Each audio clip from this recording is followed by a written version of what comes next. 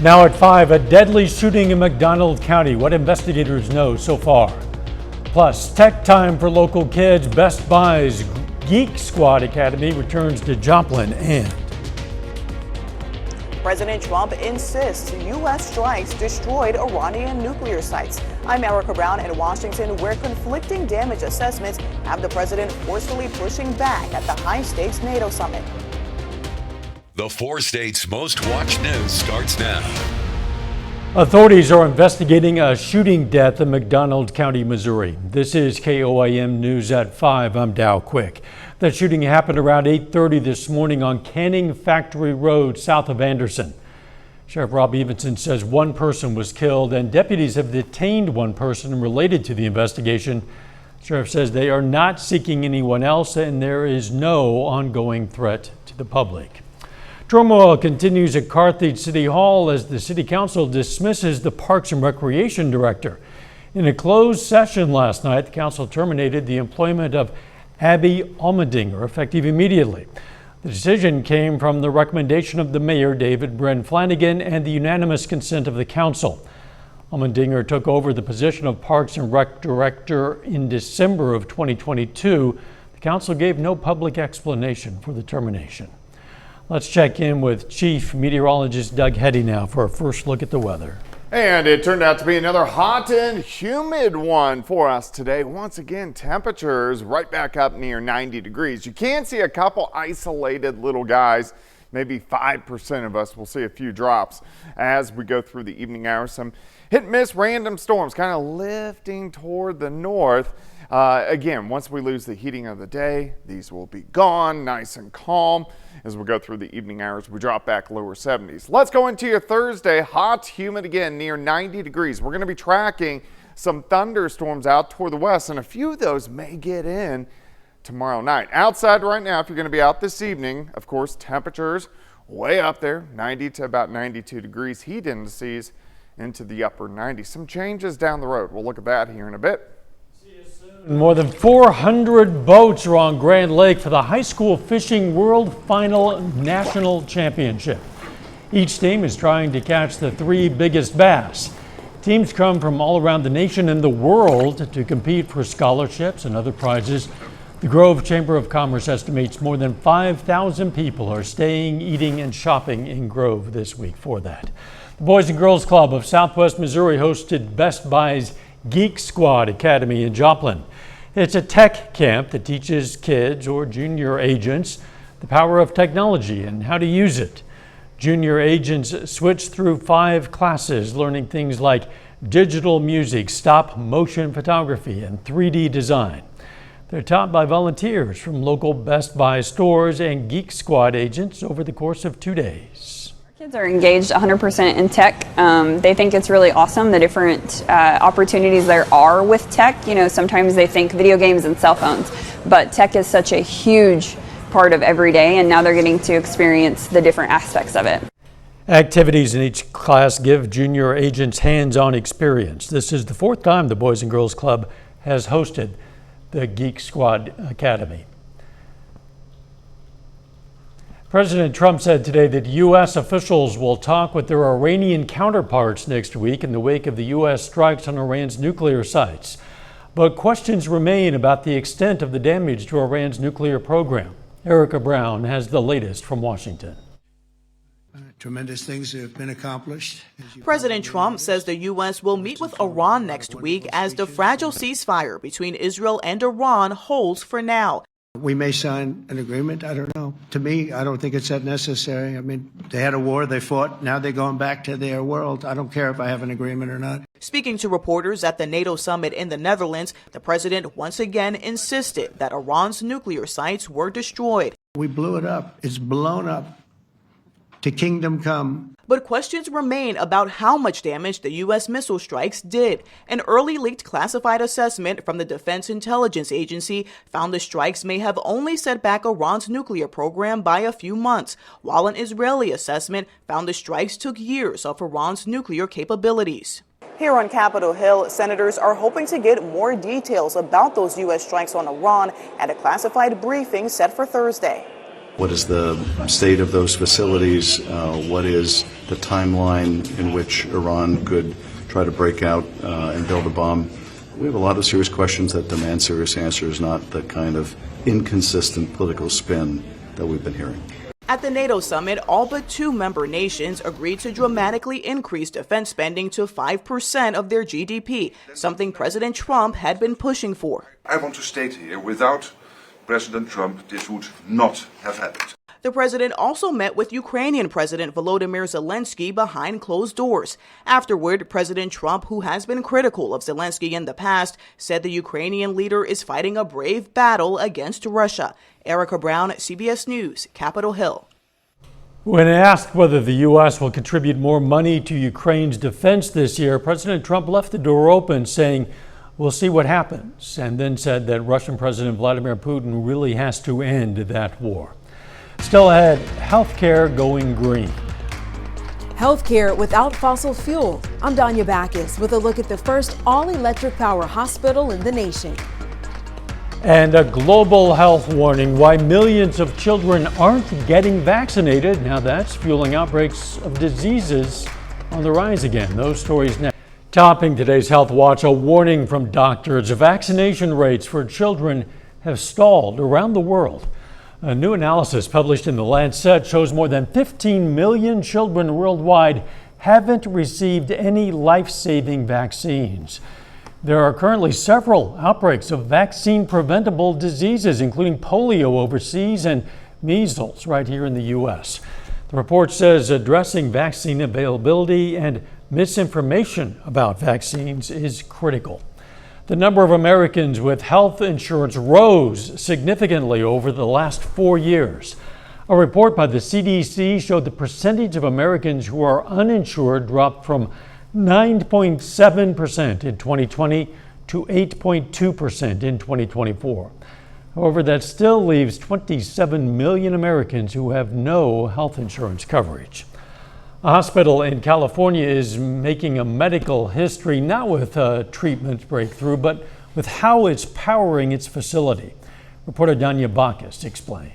Hospitals and operating rooms run 24/7, but you don't always think about how that impacts the environment. Hospitals are high energy use intensity buildings. That's why the University of California Irvine Health is going green. This new 800,000 square foot medical campus in Irvine is part of the first all-electric hospital complex in the nation. We hear this term all-electric hospital. How is that different from any other hospital? So this building's very different than a traditional medical center in the sense that we don't use any carbon fuels for our normal operations. Joe Brothman is UCI Health's Director of General Services. All the electricity that we use is either generated on site or procured through sustainable sources. The U.S. health sector is responsible for 8.5% of carbon emissions in the U.S., with hospitals making a significant contribution to that number.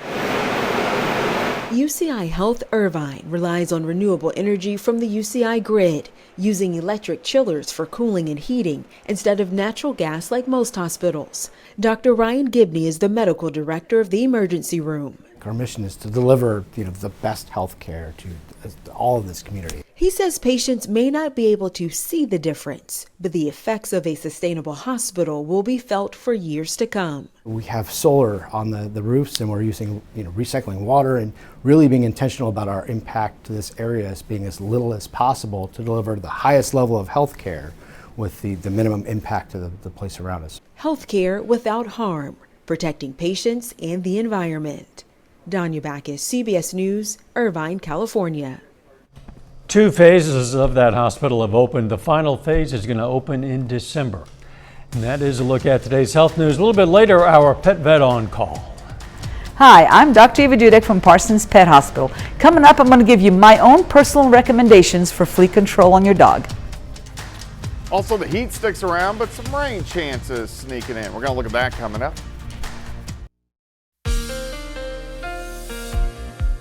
Yeah, it turned out to be another hot, humid day for us today. Temperatures about 90 to 92 once again. Very consistent over the past several days. Also kind of consistent. We've had some hit and miss little storms popping up.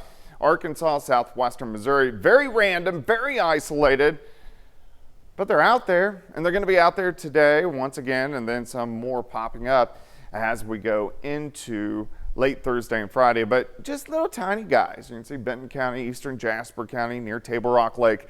Not a big deal. Once we lose the heating of the day, which is the sun, all those will dissipate. Nice and quiet for the rest of the night. Great shot.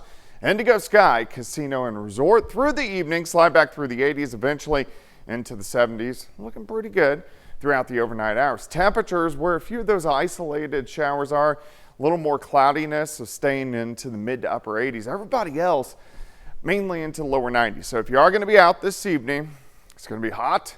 It's going to be humid. Our dew point 65 to 70. So if we pull out our dew point tracker, that means we're sitting kind of in that sticky to muggy range. And that's where we're going to stay as we go through the next few days. Meaning our heat index, the way it feels to your skin, about 95 to about 98 degrees. And this is going to be consistent of what we're going to see over the next couple days. At least we're not seeing much in the way of those triple digits, but 96 to 99 on average on your Thursday afternoon. Let's go into your Friday. Heat index again, 90s to near 100. High-res models picking up on a few thunderstorms, so that's why there are some sectors that aren't showing that. All right, let's see what's going on. Still have a front draped across Nebraska. A lot of severe weather, which it's their severe weather season, northern Iowa into Minnesota for this time of the year. You can see that return moisture from the Gulf into the Central Plains, popping up a few random showers across the region. Look at the upper level flow right out of the Gulf, so that's why we've had a few little pop-up storms. A little better chances though, moving down the road. Let's take a look. By morning, low 70s. Plenty of sunshine, quick warm up, mid 80s by noon. I think most of us near 90 degrees, but watch this. A few scattered thunderstorms clipping our northwestern counties, trying to get in here tomorrow evening. So a few thunderstorms, and we can't rule out one or two random severe storms kind of falling apart as they push through, but still hit and miss scattered storms, mainly along and north of I-44 tomorrow night into Friday morning. And then by Friday afternoon, a few additional storms will start to pop up. This may keep our temps down just a bit. I do think with some sunshine, we should still go into the upper 80s for highs, but we'll have to see on cloud cover with that. And then a few scattered thunderstorms popping up again by Saturday morning. Thursday, day planner 75 to start, 86 by noon. High temp right around 90 degrees and a little breezy once again. On Thursday, winds gusting near 20 miles per hour. Not really windy, but a little breezy out there. 88 on Friday, just due to the cloud cover, back into lower 90s over the weekend. I think our better chances for storms Saturdays in the morning, most of the weekend dry. Thunderstorms a little bit more widespread Monday and Tuesday, cooling down a bit for the middle of next week, which will be nice. Yeah, it's been pretty hot. Cooling down a bit sounds yes. good. Thanks, Doug. Coming up, summer jobs aren't just about earning cash. How parents can use them to teach teens smart saving habits that could last a lifetime. Topping today's Consumer Watch, Ford is recalling nearly 133,000 Lincoln Aviator SUVs. The National Highway Traffic Safety Administration says parts could become detached from the vehicle, creating a hazard for other drivers and increasing the risk of a crash. The recall affects model years 2020 to 2025. Owners can take their vehicles to a Ford dealership for a free repair. Americans are taking a step back in time when it comes to how they listen to music.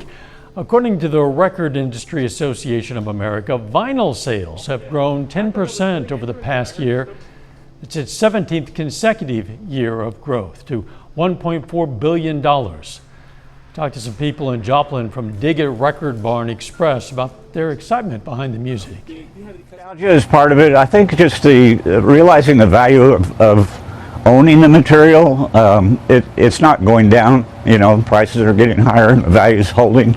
It's a media that was invented 75 years ago. I want to buy a new piece of vinyl and maybe some used pieces of vinyl, at the very least for the album art, if not the disc itself.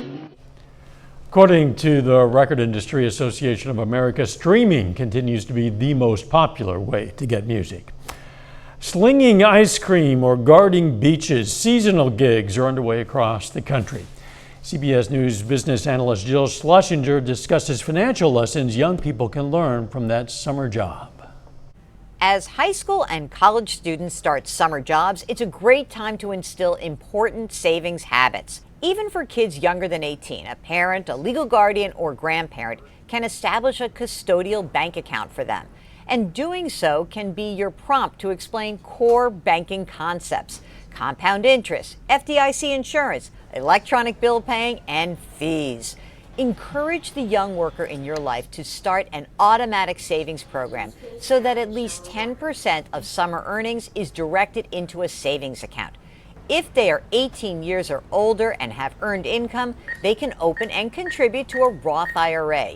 Use this opportunity to begin teaching investing basics, like the difference between stocks and bonds and how index funds work. Some parents add an incentive by matching their kids' contribution dollar for dollar. The earlier they start, the more likely they are to continue these money-saving habits throughout their lives. In New York, I'm Jill Schlesinger.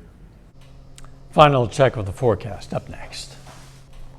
Up next on the CBS Evening News, how and when children are vaccinated is a question being considered by a panel in Washington. What they decide could shape decisions made by parents for years to come. Then on KOIM News at 6, a man wanted on multiple felony warrants is now behind bars following a high-speed chase through southwest Missouri. Plus, we're going to hear from some of the participants in the Tech Academy in Joplin. And wrestlers from Oklahoma State come to Frontenac to conduct a wrestling camp. Stay with us for the CBS Evening News and then KOIM News at 6. Now that summer is here, you might notice your dog scratching a bit more. Well, that brings us to today's question for our pet vet on call. What do you recommend to treat fleas on a dog? Okay, what me recommend, and this is not written in stone, it's not out of the Bible, it's not even necessarily general consensus, but I recommend oral products for several reasons. Number one, if your dog already has flea allergy dermatitis, topical products may not work as well, whereas a pill will. If you groom or bathe your dog a lot, you will dilute that topical product, whereas your pill, you will not. Many of the topicals are dangerous to aquatic life. So if you have an outdoorsy dog that swims in the pond or the creeks, that is dangerous to the environment, whereas the pill is not. And if your dog sleeps with you or your kid, which I think they should, topical products, we don't know yet what that chemical will do to us long term by being in contact with that, whereas the pill is a lot safer. So oral medication, I think, is the best way to go. It is effective, it is proven, it is safe. It is what I use on all my animals. Next week, Dr. Dudek's going to have tips for dealing with fleas in your home. We invite questions from anyone. If you have a question, you just send it to petvet@koimtv.com. Dr. Eva Dudek from the Parsons Pet Hospital answers a different question or brings us a fun fact every Wednesday on KOIM News at 5. You can also find answers to previous questions on our website. All right, let's check out our picks of the litter for the week. From the Joplin Humane Society, we've chosen this male mixed breed puppy, part Chihuahua, part Dachshund, part who knows what. His name is Noah. And from the Southeast Kansas Humane Society, we have a beautiful black Labrador Retriever mix, part lab, part shepherd perhaps. They're not quite sure exactly. It's an adult female. Society says she has the perfect balance of energy and affection. Her name is Lydia Dietz. If you're looking for a pet, why not check out your local Humane Society? Lydia Dietz, our producer, reminded me that's from Beetlejuice, apparently. Oh, yeah. Okay. There you go. All right, weather-wise, hot and humid once again for us tomorrow. A few thunderstorms by Friday. See you at 6. Let's make it a great evening.